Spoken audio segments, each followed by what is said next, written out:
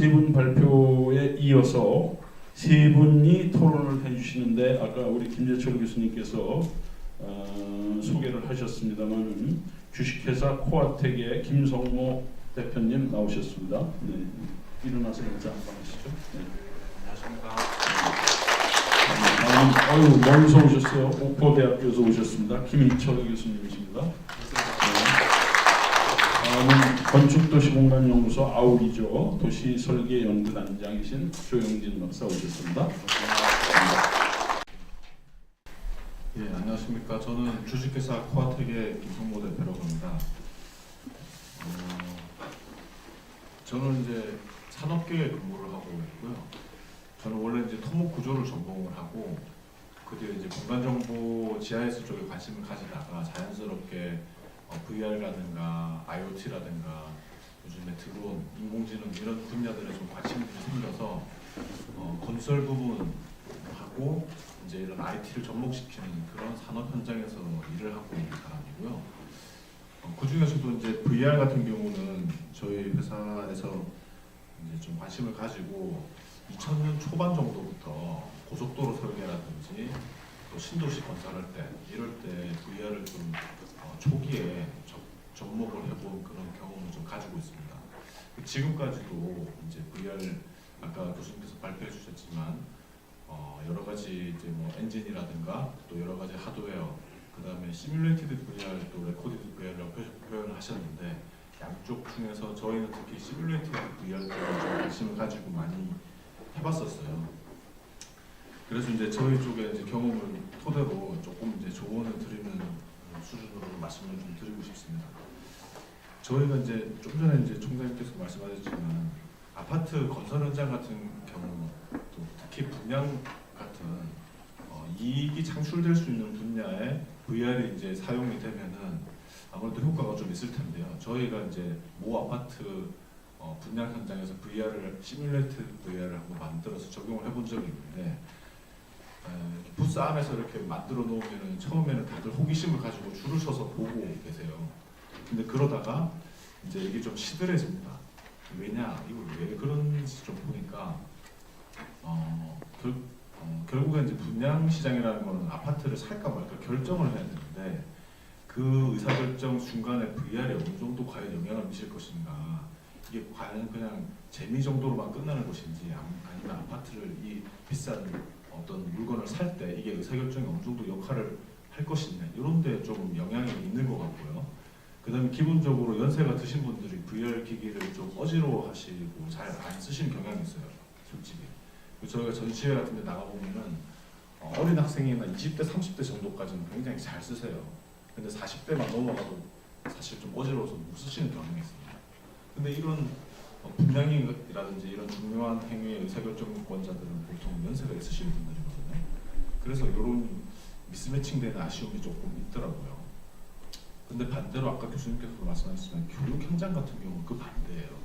어린 학생들이 교육에 이제 레코디드 VR 같은 거를 굉장히 잘 활용할 수 있는 그런 상황이 되는 것처럼 보여집니다.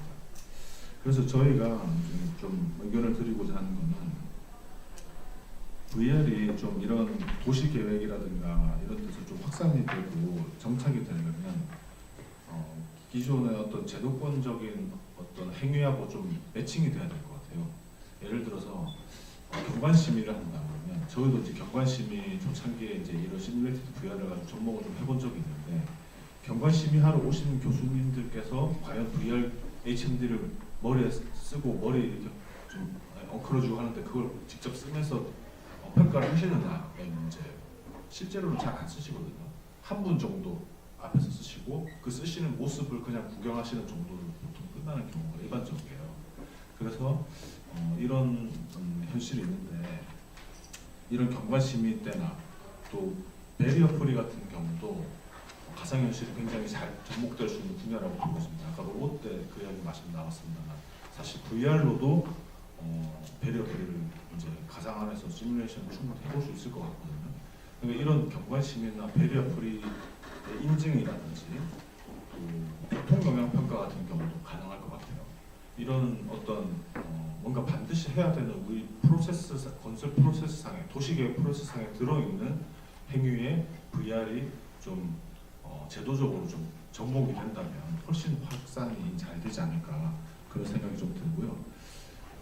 그리고 이제 지금은 HMD를 좀 쓰기는 어렵지만 나중에 HMD를 벗는 순간이 이제 틀림없이 오고 홀로그램이라든지 또 요즘 뭐 AR도 많이 나오고 있습니다만 이렇게 머리에 안 써도 되는 순간이 되면 굉장히 더 확산이 되지 않을까 이런 기대를 가지고 있습니다. 첫 번째 과제에 대한 발표 그걸로 마치고요. 두 번째 이제 발표해 주신 부분에 대해서는 저는 이제 많이 연구를 하셨겠지만 이제 잠깐 드는 생각은 일단은 그 입주자분들이 개인 정보에 대해서 굉장히 민감하실 것 같아요. 내 사생활이 어느 정도 오픈이 될 것인가, 그리고 사생활 문제, 그다음에 내 개인 정보 문제, 내가 그 안에서 어떤 행동을 했는지 이런 것들을 진짜 모니터링되고 그게 어떤 서버에 남아 있는 것인가, 이런 거에 대한 그 불확실함이 상존을 할 것 같거든요. 그래서 그거를 차단시킬 수 있는 방법이 좀 필요하지 않을까 생각이 좀 들었고요.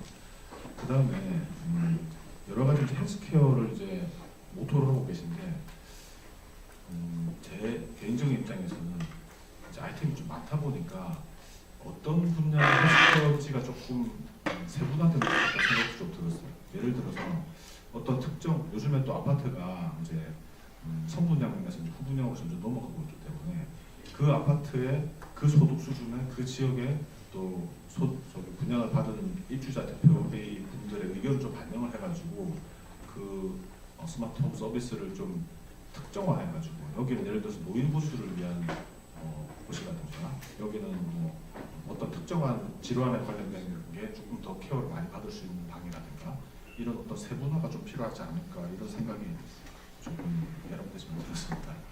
그 다음에 세 번째 로봇 관련돼서는요.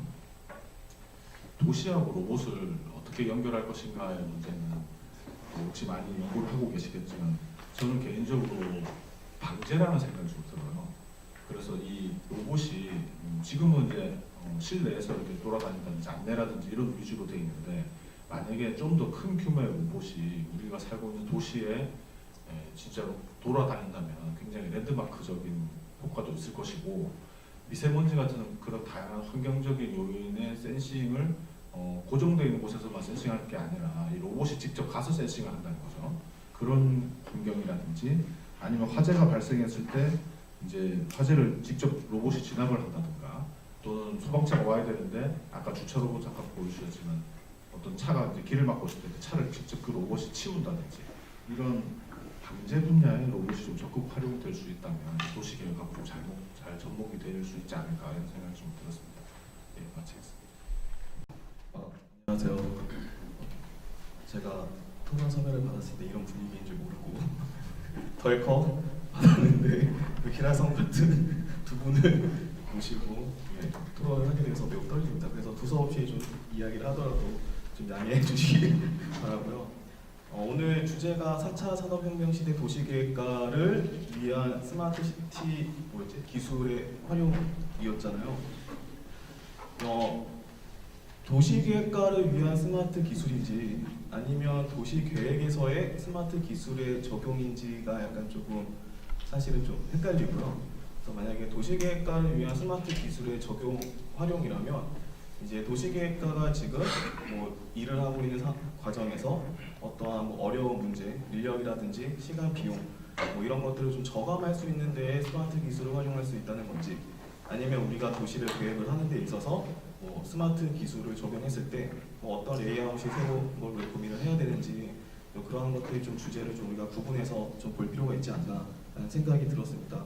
그래서 아까 대표적인 사례로는 아까 최현철 교수님이 이제 발표하실 때 그 국제 공모원, 현상 공모를 하셨을 때 사진을 여러 개 찍어서 일일이 사람이 손으로 이걸 붙였다면 이제는 어떤 기술의 도움을 받아서 우리가 그냥 한 명만 있더라도 정말 빠른 시간 내에 어떤 현장 사진을 어떤 현장감을 줄 수 있는 그런 자료를 배포할 수 있는 이제 그런 기회가 이제 분명히 발전이 된 거라고 저는 보고요.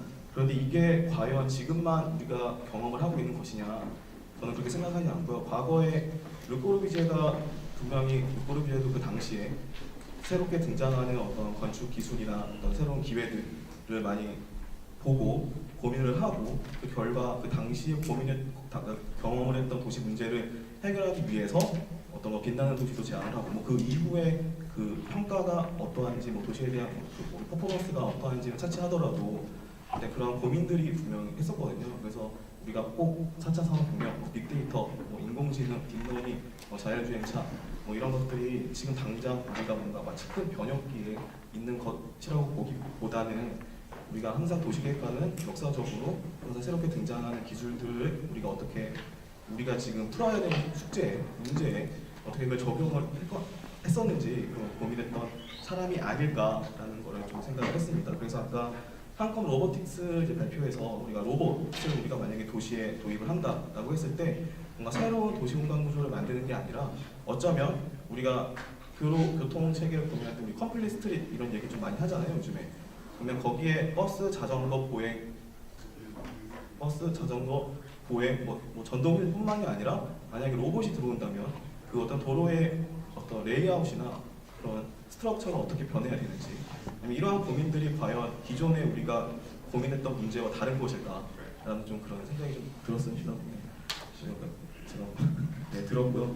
네, 그런 면에서 이제 VR 같은 경우는 이제 우리가 기존에 사실 현장 답사를 완전히 대체할 수는 없을 것 같아요. 왜냐하면 우리가 현장에 가서 시각적인 요소뿐만 아니라 청각, 후각, 어쩌면 촉각 그리고 그 사람들이 시시각각 변화 무사나 어떤 그런 활동들 통해서 우리가 느끼는 어떤 공간의 어떤 느낌은 다양하기 때문에 분명히 어떤 시각적인 정보를 압축하는 어떤 그런 2D의 이미지나 동영상 이런 것들을 분명히 VR이나 아니면 AR 아니면 향후에 홀로그램으로 분명히 충분히 대체가 가능할 것 같다. 하지만 어떤 시각적인 어떤 이미지 저장 매체로서 VR이 이제 가능할 것 같고 이제 그러한 기회를 우리가 도시계획하는 과정에서 우리가 어디에다 쓸 거냐 결국에는 우리가 인건비를 줄이는 방향에 우리가 접목해야 되지 않을까. 그래서 혼자서도 도시계획을 할 수 있는 그래서 1인 도시계획과 과거에는 회사가 도시계획을 할 수 있었다면 단위가 이제는 혼자서도 도시계획을 할 수 있는 기술의 도움을 받아서 뭐 이제 그런 것들이 가능한 뭐 그런 상상을 좀 펼쳐보았습니다. 그 두 번째 이제 최현철 교수님께서 이제 발표하신 내용 중에서 제가 중요하게 생각했던 건 정보 접근성이에요. 스마트 홈 기술이라는 게 되게 멋있어요. 그래서 이게 잘 되면 정말 우리 의료보험 재정에도 충분히 도움이 될 만한 예방하기 때문에 의료보험비를 좀 줄일 수 있는데 분명히 큰 역할을 할 거라고 생각이 들지만 이제 결국에는 이게 새로운 기술이 도입된다는 건 비용의 문제고 그렇다면 우리가 이런 기술들을 혜택을 보는 사람들이 과연 우리 모두 다일 수 있을까라는 좀 생각이 들었어요. 그래서 요즘에 어떤 이야기가 도냐면 은행의 앱을 통해서 스마트폰 뱅킹을 통해서 우리가 예적금을 들게 되면 보너스 이율을 받아요. 네, 하지만 노인분들은 그걸 잘 몰라요. 그래서 항상 창구를 가게 되고 창구에서 제한하는 예적금은 스마트폰 뱅킹보다는 항상 우대 적용이 되지 않는 그런 조건들.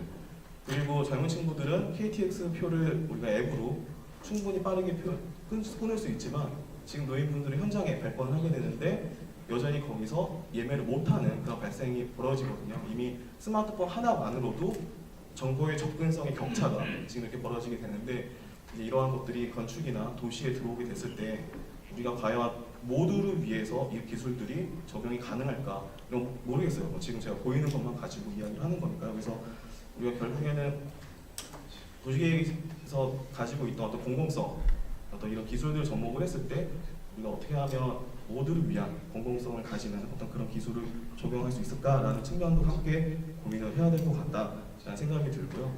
그리고 사실 스마트폰 같은 경우 우리가 막 혁신, 혁명이다라고 해서 등장을 했는데 과연 여기 계신 분들의 삶이 정말 스마트해졌는지 여쭤보고 싶어요. 오히려 더 집에 가서도 회사에서의 어떤 일을 끊지 못하고 더 이메일을 받아보고 또 과제를 하고 업무를 보고 드롭박스에 올리고 이러한 어떤 삶이 어쩌면 더 우리 삶을 정말로 행복하게 만들었을까라는 어떤 그런 생각도 좀 하게 되고요. 그래서 도시 계획가를 위한 어떤 스마트 기술이라는 게 과연 결국에는 도시 계획하는 사람들이 도시 계획을 하는 과정에서 뭔가 좀 편해지고 그리고 도시에 적용을 할 때는 이제 모든 사람들을 위해서 어떻게 하면 적용할 수 있을까를 같이 고민을 지금 아직 뭐 더 많은 상상을 해야 되긴 하지만 그런 것도 지금 우리가 미리 좀 고민을 해야 되지 않을까라는 생각이 있습니다. 중도시공간연구소 조영진입니다. 보통 이제 이런 토론 자리에 오게 되면 그 부처에서 꼭 한두 분씩 계셔서 여러 가지 이제 정책적인 이야기를 하기가 굉장히 부담스러운데 제가 쭉 둘러와 보니까 세종에서 오신 공무원분은 안 계신 것 같아서 하고 싶은 얘기를 다 해보도록 하겠습니다. 아무래도 이제 건축도시공간연구도 아시는 분은 아시겠지만 저희가 정부에서 여러 가지 국토교통, 건축도시 관련 정책을 만드는데 기여를 하고 있습니다. 지금 이제 국토교통부에서 가장 관심 있는 정책은 첫 번째는 뭘까요?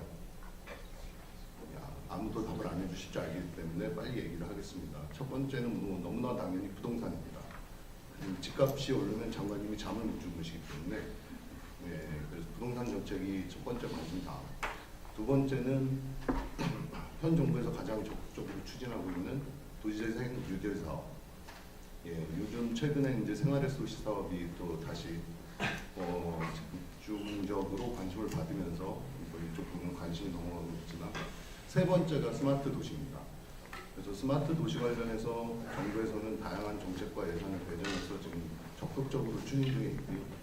오늘 아마 이 관련한 정책 세미나에서 저는 정책 세미나라고 해서 정책적인 이야기들이 좀 나올 줄 알았는데 원천 기술적인 부분들 많이 말씀해 주셔서 굉장히 재밌게 들었습니다. 우리가 이제 그래서 제가 정책 세미나에서 아주 짧게 굉장히 지쳐 보이시기 때문에 한 5분만 지금 대한민국의 스마트 도시 정책에 관해서만 간단히 말씀을 드리겠습니다. 지금 스마트 도시 관련해서 정의 자체가 한 200여 개 나와 있긴 한데요. 아주 단순하게 말씀드리면 ICT 기술을 가지고 도시 문제를 해결하는 겁니다. 도시에 굉장히 수많은 문제들이 이제 존재하고 있는데 이러한 문제들의 해법을 ICT 기술을 가지고 활용해서 제시하면 그게 바로 스마트 도시인 겁니다. 저는 건축을 전공한 사람이기 때문에 감히 여기 도시계획에 대해서 이야기하기 굉장히 어렵습니다만 사실은 그러니까 뭔가 이제 정부 정책에서 이렇게 글자를 붙이는 거 제가 굉장히 싫어합니다. 스마트 도시니 4차 산업혁명이니 제가 그걸 심지어 하고 있음에도 불구하고 그걸 싫어하는 이유는 이제 도시라는 게 스마트해질 수밖에 없는 여건이거든요. 지금 우리나라 도시도 이제 새로 도시를 개발하기보다는 적극적으로 재생하는 패러다임으로 넘어갔는데 이런 문제들의 해법을 기술 발전에 따라서 자연스럽게 스마트한 기술로 적용을 해서 해결해 나가는 일련의 과정이 아닌가 싶습니다. 기존의 UCT나 UEcoCity 사업이 실패한 이유 자체를 하드웨어적으로 망만 깔고 컨텐츠가 부족했다라고 진단하고 지금 정부에서는 스마트 도시 관련해서는 컨텐츠 중심으로 가려고 굉장히 노력하고 있습니다. 그래서 저희 기관도 스마트 도시 서비스 지원 기관으로 지정이 되어 있고요. 지금 스마트 도시 관련해서 이제 국가 과제들이 굉장히 많이 나와 있는 상황을 포함합니다. 스마트 도시 관련 법이 작년에 개정되면서 이제 하위 법령을 만드는 여러 가지 작업들도 이루어지고 있고요. 잘 아시다시피 이제 국가시범단지 부산하고 세종 두 군데에서 지금 2명의 아주 역량 있는 PD들을 껴서 중심이 돼서 진행 중에 있으십니다. 그러니까 R&D 사업 결과로 되어 있는 6개의 이제 실증 도시들도 대구를 비롯해서 진행 중에 있고요. 그리고 도시재생 뉴딜 사업에서도 스마트 도시형을 따로 뽑습니다. 그래서 그런 부분도 있고 지금 이제 좀 전에 이제 최현철 교수님께서 말씀하신 이제 헬스케어 관련해 가지고는 사실 가장 문제가 되는 것 자체는 원격 의료입니다. 그래서 의료법 부분들 여러 가지 문제가 되는데 이런 것들을 각종 포함해서 스마트 시티 서비스를 제대로 하기 위한 규제 샌드박스에 관한 파업도 이제 진흥원 중심으로 해서 진행이 될 예정이 있고요. 그다음에 스마트 도시 자체를 인증하는 프로그램을 국토연구원에서 개발 중에 있고 스마트 도시 서비스 인증과 관련해서는 건설기술연구원에서 개발하고 있습니다. 이렇게 이제 여러 가지 이제 프로젝트들이 이제 정부의 정책 관심 사항이기 때문에 동시다발적으로 진행 중에 있는데 사실은 이게 좀 어떻게 보면 우리가 이제 학자로서 또는 이 분야의 이제 연구자로서 필요한 부분들에 대해서 정책 반영을 할 수 있는 기회일 수도 있습니다. 근데 이런 것들을 하다 보면 굉장히 소수가 모여가지고 굉장히 빠른 시간 내에 해나가야 되는 어려움들이 많이 있거든요. 그래서 여기 오늘 참석해 주신 분들께서 관련 지식이나 관련 저희가 있으시면 적극적으로 정책 참여를 해서 제안을 해주시면 아마 우리나라 도시가 좀 더 시민들이 안전하고 좀 더 행복한 공간이 될 수 있도록 되지 않을까 그런 생각을 다시 한번 해봅니다. 오늘 발표해 주신 일단 뭐 건강 관련한 VR 이 말씀은 뭐 그 제도화됐을 때 심의제도를 획기적으로 개선할 수 있는 시스템은 틀림없어서 저도 연구소에 돌아가서 관련 법규나 기준을 개선할 때 참고를 해볼 예정에 있고요. 헬스케어 관련해 가지고는 아마 앞으로 개발해야 되는 기술들이 훨씬 더 많을 것 같고요. 그 법제적으로 좀 검토를 좀 해주셨으면 좋겠다라는 생각을 좀 해봤고, 마지막 로봇 관련해 가지고는 뭐 우리나라에서도 이제 상당 부분 이제 기술 부분은 발전이 돼 있고 아마 적용 가능한 부분들이 점점 더 넓어지고 있는 것 같긴 합니다. 아주 제일 처음에 말씀드린 걸로 돌아가서 옆에 김인철 교수님도 잠깐 말씀하셨지만 결국 이제 이 도시에서 그러니까 우리 도시계획가가 고민해야 되는 일이 점점 더 늘어나는 건 아닌가라는 고민들. 그러니까 이제는 로봇에 대해서도 도시계획가가 고민해야 돼. 뭐 이런 거죠. 우리가 가뜩이나 해야 될 것들이 굉장히 많은 이런 상황이죠.